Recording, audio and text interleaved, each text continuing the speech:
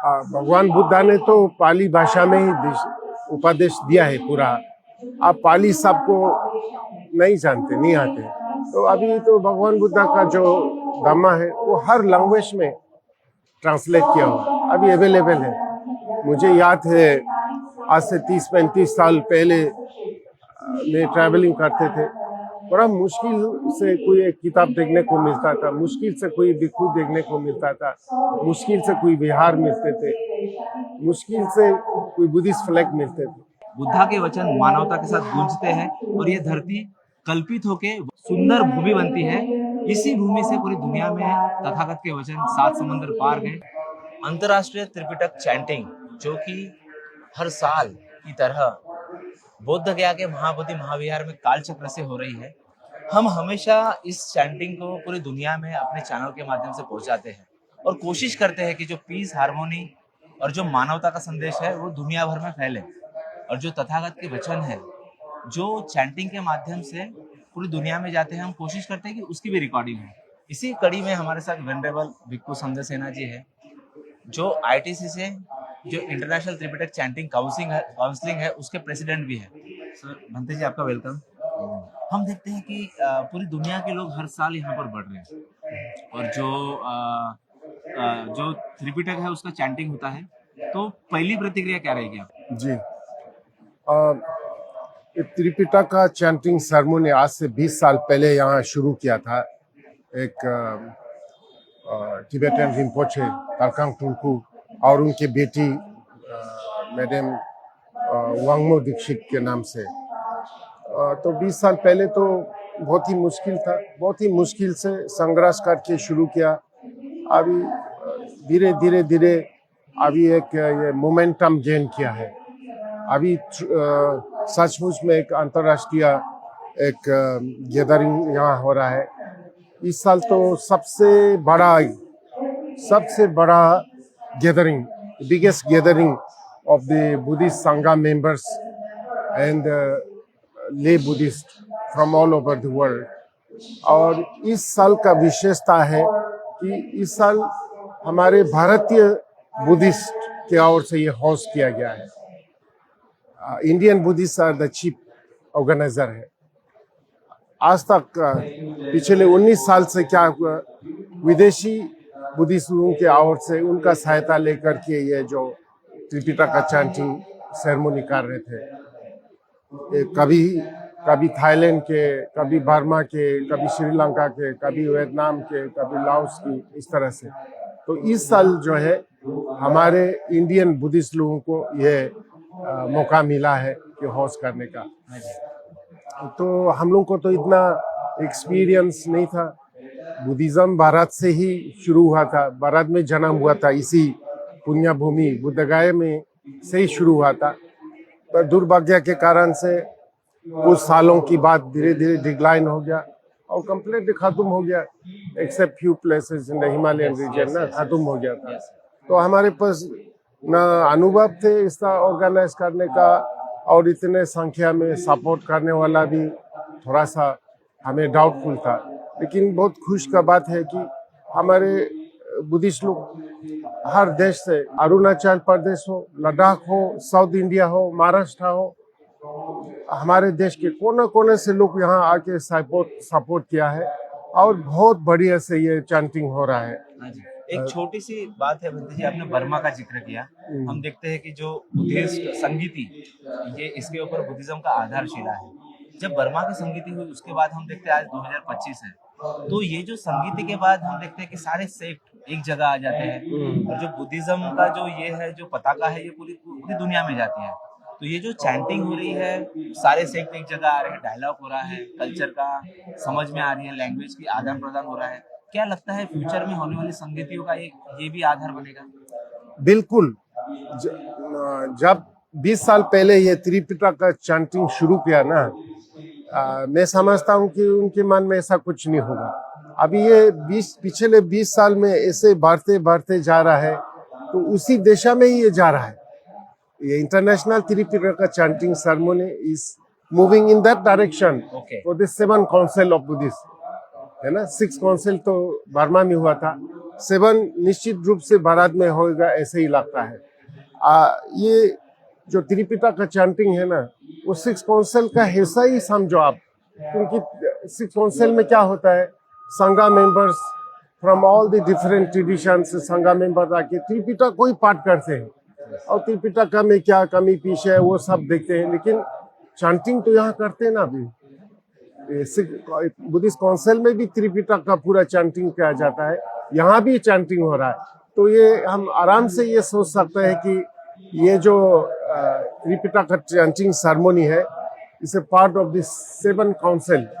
और अभी आगे जाते जाते और भी हम लोगों को अनुभव एक्सपीरियंस होगा, और भी लोग आएंगे। अभी तो गवर्नमेंट ऑफ इंडिया भी सपोर्ट कर रहा है, नरेंद्र मोदी जी ने बहुत ही अच्छा मैसेज भेजा है।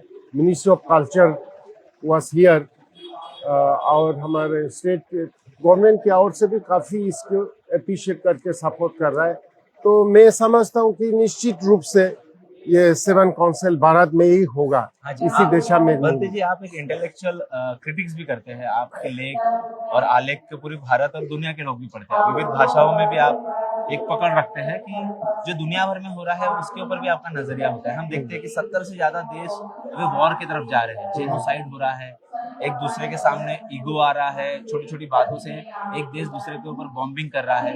ये जो बुद्धिज्म का जो एक पीस की बात है, तो क्या लगता है पूरी दुनिया को अभी बुद्धिज्म की एक जो मैसेज है उसकी जरूरत है, ऐसा लगता है? बिल्कुल, क्योंकि Buddhism is known as the religion of peace, religion of compassion, religion of non violence, अहिंसा, करुणा का रिलीजन मनाया जाता है।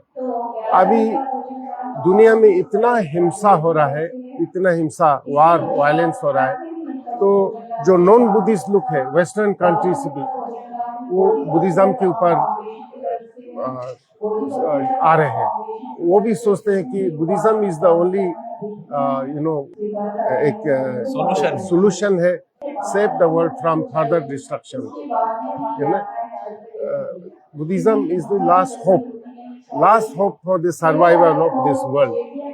पूरा दुनिया, सभी लोग धीरे धीरे धीरे बुद्धा की ओर देख रहा है। जो लोग भी बुद्धा धर्म को ठीक से पढ़ने का कोशिश करे, समझने का कोशिश करे, वो बुद्धिज्म को निश्चित रूप से एक्सेप्ट करेंगे, क्योंकि आप ठीक से पढ़ा तो बुद्धिज्म में ऐसा इज्म बोल के भी नहीं है।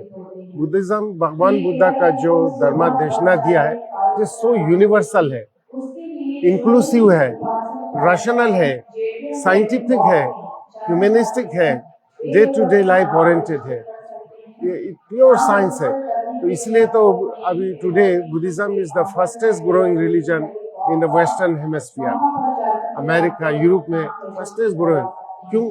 जो बुद्धिज्म साइंस के करीब करीब आते हैं, ये तो this is the age of science, this is the age of reasoning, this is the age of intellect, है ना। तो इसलिए जो भी जिस आदमी के अंदर साइंटिफिक माइंड हो, अप्रोच हो, वो बुद्धिज्म को बहुत आसानी से अंडरस्टैंड होता है, एक्सेप्ट करता है। तो इसलिए मैं समझता हूँ अभी बुद्धिस्ट लोगों को और जवाबदारी लेना पड़ेगा, खासकर बुद्धिस्ट संघा। दुनिया में जितने भी रिलीजन हो, उसमें से बुद्धिज्म को सबसे ज्यादा ऑर्डेन संघा मेंबर्स है। Buddhism has the highest largest number of ordained संघा मेंबर, दूसरा कोई धर्म में नहीं। इसलिए हमारे जो भिक्षु संघा, भिक्षुनी संघा है, उनको आप मिशनरी का ट्रेनिंग देने का जरूरत है। मिशनरी कैसे भगवान बुद्धा का संदेश को ले जाना, और थोड़ा सा उनको पब्लिक स्पीकिंग कोर्स भी देने जो अशोका के काल में था, जी बुद्धा के काल में था। बिल्कुल। आपके नाम में भी संघ है, संघ के साथ सेना है, यानी संघ के साथ हमेशा एक समूह होता है। बिल्कुल, ये अशोका ने पहला बार उन्होंने ये इसका धर्मदूता का काम, मिशनरी का काम किया। आज उसका जरूरत है, सबसे ज्यादा जरूरत है। तो हम भगवान बुद्धा के फॉलोअर लोगों के लिए बहुत खुशी का बात है कि ये पवित्र स्थान बुद्ध गया, जहाँ पर बुद्धिज्म का शुरुआत हुआ था, है ना, जिस बोधिसत्व प्रिंस सिद्धार्थ को बुद्धा प्राप्ति हुआ था, एनलाइटनमेंट, वहाँ पर इतने संख्या में भिक्खू भिक्खुनी ले पीपल आ रहे हैं और 10 दिन का ये त्रिपिटक का चैंटिंग किया बोधि वृक्ष के नीचे। बहुत ही एलिवेटिंग है, इतना खुशी काफी का सुंदर, मधुरम है सुंदर है। आज 8-9 है ना, आज तो 9 है। इतना सुंदर से शुरुआत हुआ और इतना स्मूथ से चल रहे।